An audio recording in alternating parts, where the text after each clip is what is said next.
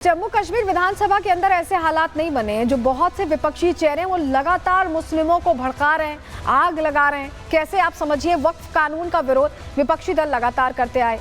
संशोधन बिल था तब से राजनीतिक दल मुस्लिमों को भड़काने में जुटे हुए, उन्हें बता रहे हैं कि आपकी मज़ारें छीन जाएंगी, आपकी मस्जिदें छीन जाएंगी, जबकि ऐसा कुछ है ही नहीं। कई नेताओं पर वक्फ संपत्ति पर कब्जे का आरोप है, इसमें ओवैसी भी हैं, मल्लिकार्जुन खड़गे भी हैं, अब तो नेशनल कॉन्फ्रेंस का भी नाम सामने आ रहा है कि उनके भी दफ्तर वहां बने हुए हैं, तो बहुत सारे आरोप लगे हुए हैं। इस बीच विपक्षी नेता मुस्लिम संगठनों को यहां भड़काने की कोशिश कर रहे हैं, उनको सड़क पर आने को कह रहे हैं। आप सोचिए, कोशिश यही है कि हिंसा की तस्वीरें आए और ऐसी तस्वीरें आने भी लगी हैं। मुर्शिदाबाद में हिंसक प्रदर्शन हुआ है और दंगाइयों को रोकने में बंगाल पुलिस पूरी तरह से फेल दिखाई दिया। ऐसा लगा कि क्या बंगाल पुलिस को ऐसे यहाँ पर डायरेक्टिव्स दिए गए थे कि उन्हें कुछ नहीं करना है, प्रदर्शन को यूं ही चलने देना है और ऐसे ही हो हल्ला हंगामा होता रहे, आगजनी होती रहे, कुछ नहीं करना है। प्रश्न इसलिए क्योंकि तस्वीर आप देखिए, ये देखिए मुर्शिदाबाद की तस्वीर आपको दिखा रहे हैं। प्रदर्शन वक्फ को लेकर हो रहा था और ये फिलिस्तीन के झंडे, इनका क्या काम था? सवाल यही है, अगर आप वक्फ कानून को लेकर प्रदर्शन कर रहे हैं तो ये फिलिस्तीन के झंडे लेकर क्यों पहुंचे? क्या देश की जो एक स्थिति है उसका हर जगह पर उसका विरोध करना जरूरी है? फिलिस्तीन को लेकर भारत का बहुत स्ट्रॉन्ग स्टैंड है और बहुत बार भारत ये कह भी चुका है, लेकिन ये यहीं पर रहकर ऐसी तस्वीर क्यों पेश कर रहे हैं? ये बहुत बड़ा प्रश्न है। जरा अगली तस्वीर भी देखिए, ये देखिए, ये वो प्रदर्शनकारी हैं, तैयारी के साथ आए हैं। आपको दिख रहा होगा चेहरे पर नकाब है, ये पूरी तैयारी के साथ आए। ये तैयारी किस लिए? कि ऐसे हिंसा कर लें और इनकी पहचान ना हो पाए। क्या इस सोच के साथ ये उतरे? क्योंकि तस्वीर तो यही बता रही है, जो आगजनी की तस्वीरें आप देख रहे हैं, ये सब कुछ होता रहा और कोई रोक नहीं पाया। बंगाल पुलिस क्या कर रही थी उस वक्त? या दीदी ने कहा हुआ था अपनी पुलिस से कि कुछ नहीं करना? बहुत सारे प्रश्न हैं। आप देखिए, जितने भी ये चेहरे हैं, जितने भी उपद्रवी हैं, ये चेहरा ढक कर आए हैं।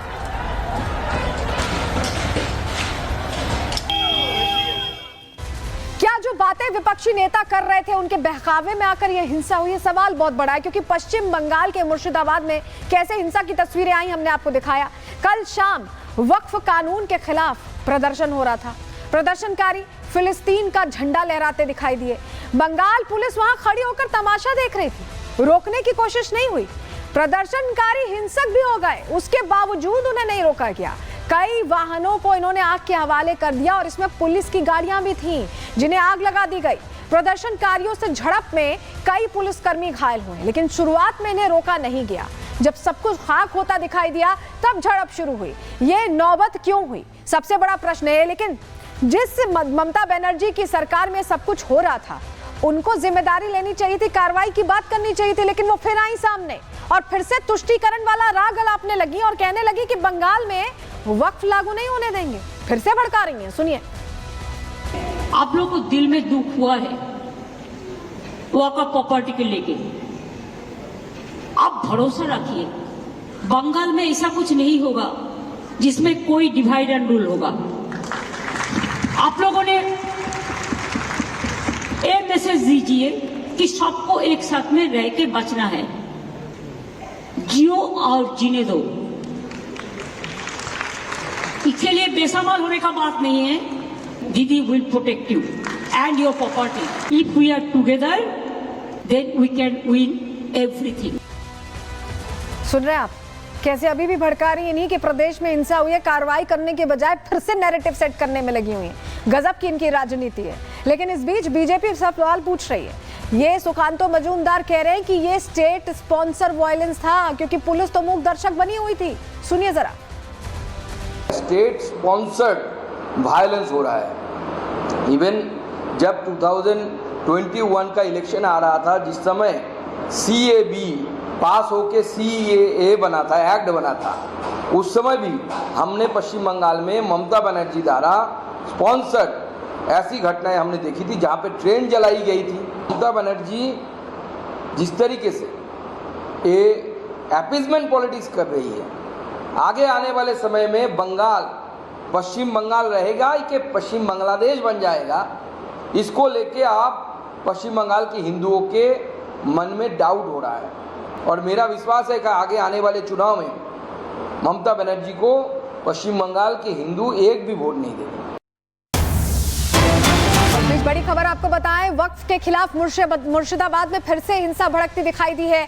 सूती इलाके में आज वक्फ कानून के खिलाफ आगजनी और प्रदर्शन हुआ। उपद्रवियों ने यहां पर आगजनी की तस्वीर देखिए, पुलिस ने लाठी चार्ज भी किया। ये देखिए, टायर जलाकर विरोध प्रदर्शन कर रहे हैं, आगजनी कर रहे हैं और विरोध एक बार फिर मुर्शिदाबाद में दिखाई दिया। सूती इलाका बताया जा रहा है जहां पर हिंसक झड़प हुई। तो मुर्शिदाबाद में लगातार जो प्रदर्शनों का दौर है वो थम नहीं रहा है और प्रदर्शन तक सीमित नहीं रह रहे, बल्कि उग्र प्रदर्शन हो रहा है, आगजनी की जा रही है। बंगाल के मुर्शिदाबाद की तस्वीर कल और आज की आपको दिखा रहे हैं। एक जैसी तस्वीर इसलिए लग रही है क्योंकि हालात एक जैसे हैं और यहाँ पर बड़ी बात यह है कि अब भी ममता बनर्जी की पुलिस हालातों पर नियंत्रण नहीं कर पाई क्योंकि वो भड़काने में अभी भी लगी हुई है। ये पश्चिम बंगाल से तस्वीरें सामने आ रही हैं। वक्फ को लेकर बकायदा बार विपक्षी दल नैरेटिव सेट कर रहे हैं कि उनका सब कुछ इस कानून से छीन लिया जाएगा। मुस्लिमों को वो बरगला रहे और उनकी बातों में आकर देखिए किस तरह की तस्वीरें सामने आ रही हैं। ये तस्वीरें बता रही हैं कि इनका एजेंडा यही था और ये हो भी रहा है। फिर से हिंसा भड़की है। तस्वीर देखिए जहां आज भी प्रदर्शन चल रहा था और ये प्रदर्शन हिंसक हो गया। उपद्रवी आगजनी कर रहे हैं। कल और आज की तस्वीर देख लीजिए और दोनों ही तस्वीरें मुर्शिदाबाद की ही हैं। कल भी आगजनी की तस्वीरें सामने आई थी और लगभग यही समय था जब ये तस्वीरें सामने आई थी। 5 से 6 बजे के करीब ये प्रदर्शन हुआ था और आज भी आगजनी और बवाल की तस्वीरें आप देख रहे हैं। ये सब कुछ सियासी सोच का नतीजा है जो गलत तरीके से लोगों में जानकारी फैलाई जा रही है, उसका नतीजा है। मुर्शिदाबाद जलता दिखाई दे रहा है।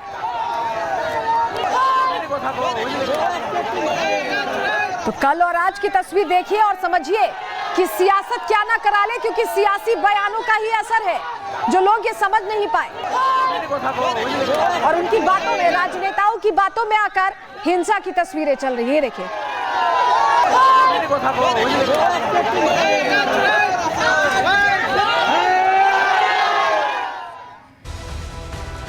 ये जो तमाम चेहरे आप यहाँ देख रहे हैं ये सिर्फ भड़काऊ गैंग में शामिल हैं और भड़का रहे हैं, बरगला रहे हैं, बातों में फंसा रहे हैं। उनकी बातों में फंस भी जा रहे हैं लोग। यही वजह है कि मुर्शिदाबाद जैसी तस्वीरें आ रही हैं। लेकिन सबका अपना अपना एजेंडा है।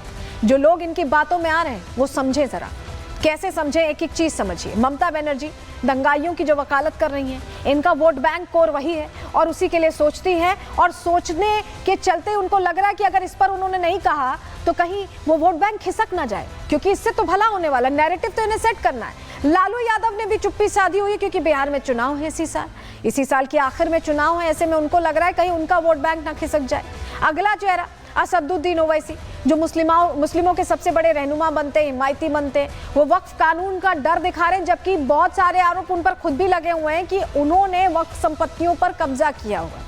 ये बातें कही जा रही हैं और यही वजह है कि सदन के अंदर कभी कॉपी फाड़ते हैं, कभी बाहर आकर कहते हैं, याचिका डाल देते हैं, बहुत सारी चीजें कर रहे हैं, ये भी अपने फायदे के लिए। वही राहुल गांधी भी इस पूरे मामले पर जब सदन में चर्चा हो रही थी तब तो उन्होंने मुखर होकर कुछ नहीं कहा। यहाँ तक कि जब बैठकें चल रही थी तब भी कोई बहुत ज्यादा उनकी तरफ से नहीं कहा गया। लेकिन अब बिहार चुनाव को देखकर वो भी धीरे धीरे उसी राह पर आगे बढ़ते दिखाई दे रहे हैं। अगला चेहरा देखिए, अखिलेश यादव।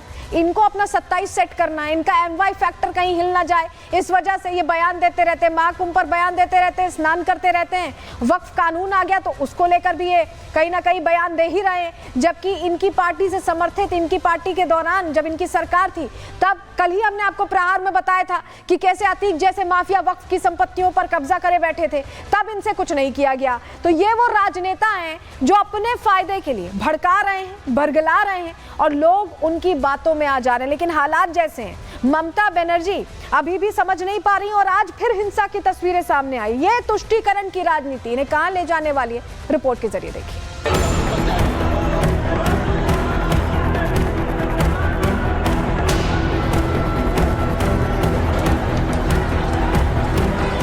वक्फ संशोधन कानून के खिलाफ अब कश्मीर से लेकर बंगाल तक विरोध ही नहीं हो रहा, बल्कि खुलेआम हिंसक प्रदर्शन हो रहे हैं। विपक्षी दलों के नेता बार बार मुस्लिमों के बीच जो डर और जहर घोल रहे थे, उसका असर दिखने लगा है।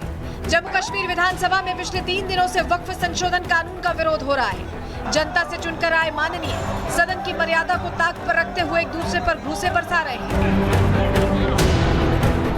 कोई कौम के साथ गद्दारी का आरोप लगा रहा है तो कोई हिंदू सम्मान की दलील दे रहा है। जम्मू कश्मीर विधानसभा में कई अहम मुद्दों पर चर्चा होनी थी, लेकिन नेशनल कॉन्फ्रेंस और कांग्रेस के विधायकों ने वक्फ कानून के खिलाफ नारेबाजी और हंगामा शुरू कर दिया। जनता द्वारा चुनी सरकार ही जनता के मुद्दों को दरकिनार करते हुए अपना सियासी एजेंडा चला रही है। दुश्मन हर वक्त रहेंगे, दुश्मनों की आवाज़ यही रहेगी, मगर हमने जो काम करना है वो करेंगे और इस रियासत को इस मुश्किल से निकालेंगे। जो कानून संवैधानिक तरीके से बना है, जिसे राष्ट्रपति ने पास कर दिया है, वो कानून फारूक अब्दुल्ला को सियासी संकट और रियासत के लिए मुसीबत बन गया है। नेशनल कॉन्फ्रेंस ही नहीं, आम आदमी पार्टी के एक विधायक के दम पर विधानसभा में जमकर हाथापाई हुई। आप विधायक महराज मलिक जहां